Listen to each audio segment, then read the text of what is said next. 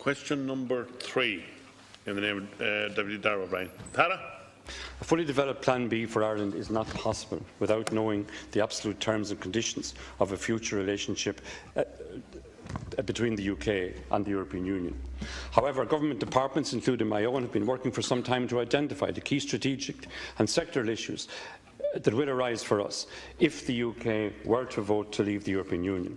We will continue to deepen our analysis of the risks and key issues that would require priority attention in the event of the UK vote to leave the Union, having regard to the fact that such an outcome would represent a major challenge for us in this jurisdiction. The Department of Taoiseach is responsible for cross-government coordination on this issue, in close partnership with the Department of Foreign Affairs and Trade and all other government departments. In the event that the referendum results in a decision to leave, the response and scenario planning across government will be closely coordinated and actively managed.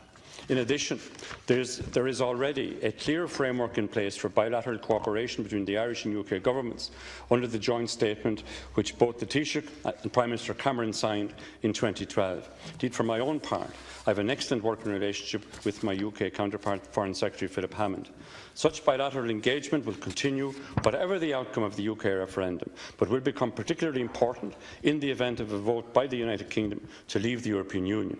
Ireland would have a range of national concerns and issues that we would wish to see addressed at EU or bilateral level in the context of a negotiated withdrawal by the United Kingdom. These include the operation of the single market and the effects on trades between us, as well as the impact on common travel area and energy interconnection between our respective islands. In the weeks ahead, my department and all departments across government will continue to prepare for all outcomes. Indeed, notwithstanding these preparations, it is the government's earnest wish that the people of the United Kingdom will vote to remain in the European Union on the 23rd of June. Thank you, Minister. Deputy Darragh O'Brien. Minister, I'm a small bit perplexed with regard to the answer when you state that a fully developed Plan B is not possible. And okay, I understand that. And firstly, to say also that the matter of whether Britain stays in the European Union is a matter for the British people themselves, and we respect that certainly. But our clear view as a party in Fianna Fáil is that we believe an exit from the Union is not in the best, a British exit from the Union is not in the best interest of the European Union or indeed of Britain or ourselves. And the ESRI's recent report has said that anything of up to 20% of our bilateral trade flows, there could be a reduction of up to 20% to the cost of in the region of €3 billion per annum.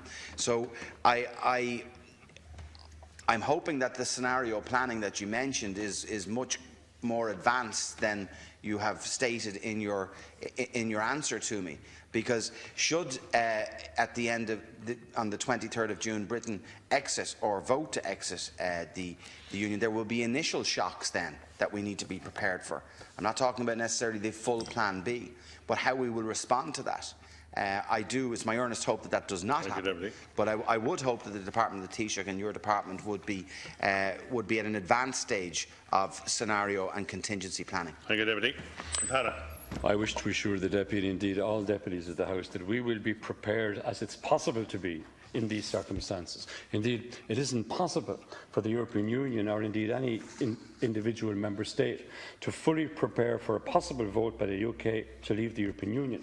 This is because, Cathaoirleach, the terms and conditions of the arrangements to be put in place would only become clear through a long process of negotiation, which could well be at least 2 years.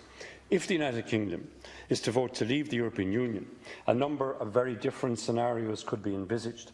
The Irish Government, and I assure the Deputy, the Irish Government will continue to plan in order to be fully prepared for any and all contingencies that may or will arise.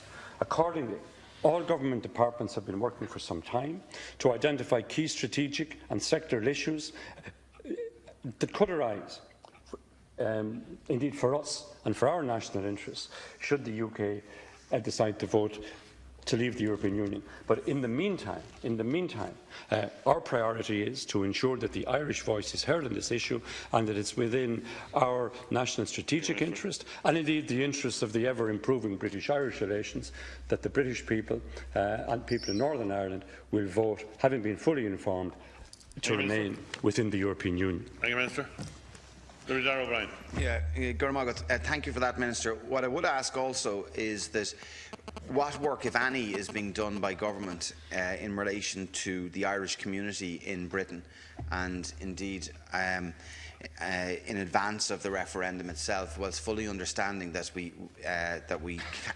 can't nor should we get involved in a referendum in another country.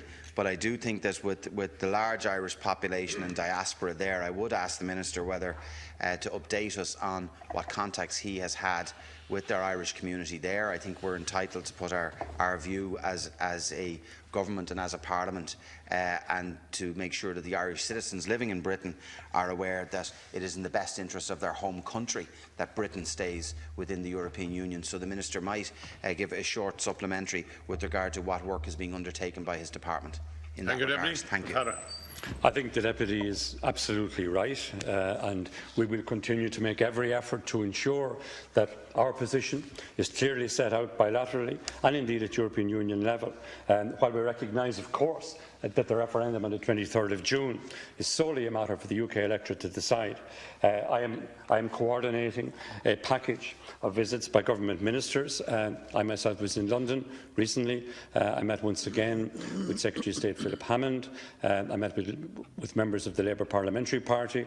I met with representatives of 35 Irish community organisations in London. I intend to make a number of further visits to the UK in advance of the referendum, undertake my next visit to Liverpool and Manchester on the 1st and 2nd of June. Indeed, my department is coordinating a package of visits by other government ministers who will make visits to the UK over the coming weeks, including cities such as Birmingham, Leeds, Newcastle, Edinburgh, Glasgow, where there is a strong Irish community. Indeed, only last night, Minister Keogh, my colleague, has visited Birmingham. I would ask all deputies in the House to become involved, become engaged, make contact with business, with friends, with associates, and I include Deputy O'Brien and his party in that regard, and trust that you will do the necessary, because it's in our national strategic interest that the UK remain firmly engaged with the European Union. We might meet the deadline yet. Question number